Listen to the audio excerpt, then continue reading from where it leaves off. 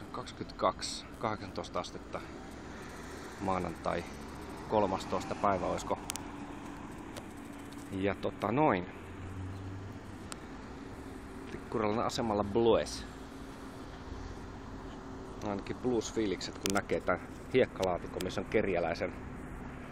kerjäläisten kamat. Noin, ja sitten sieltä paljastuu tämmönen alennuslaatikko. Täällä on tämmönen hyvä nahkatakki, tämmönen.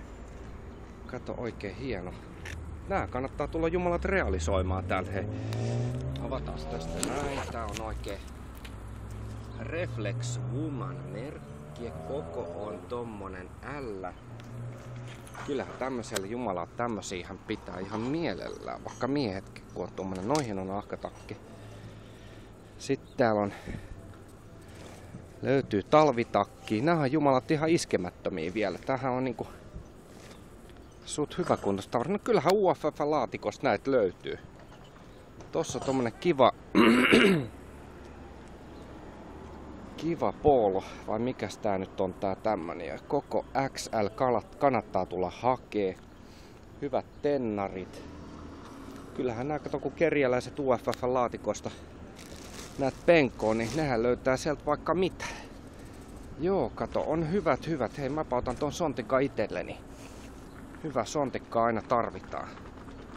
Tässä on tämmönen ja mitäs muuta kivaa täältä löytyy. Tutkitaan vähän.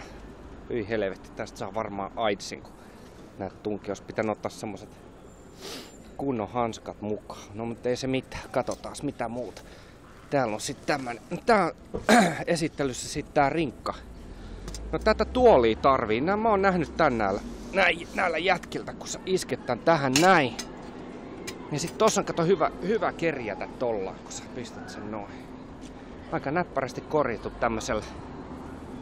tämmöisellä farkkujen puntilla. Miesten kengätkin löytyy. Kyllähän näillä helvetti pärjää. Siis tässä on vähintään 5 vuoden kamat. Naisten, miesten, lasten. Ja mikäs täällä on joku helvetin monitorikin vielä kaiken lisäksi.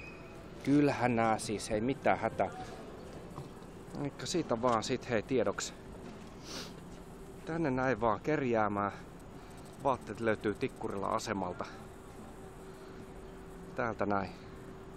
Heti bussiaseman vierestä. Siihen vaan. Rotamyrkkyy tosta suuhun. Rotamyrkkyt tosta suuhun ja vaatteet niskaan. Nyt kun tää tulee livenä, niin voitte nähdä tän.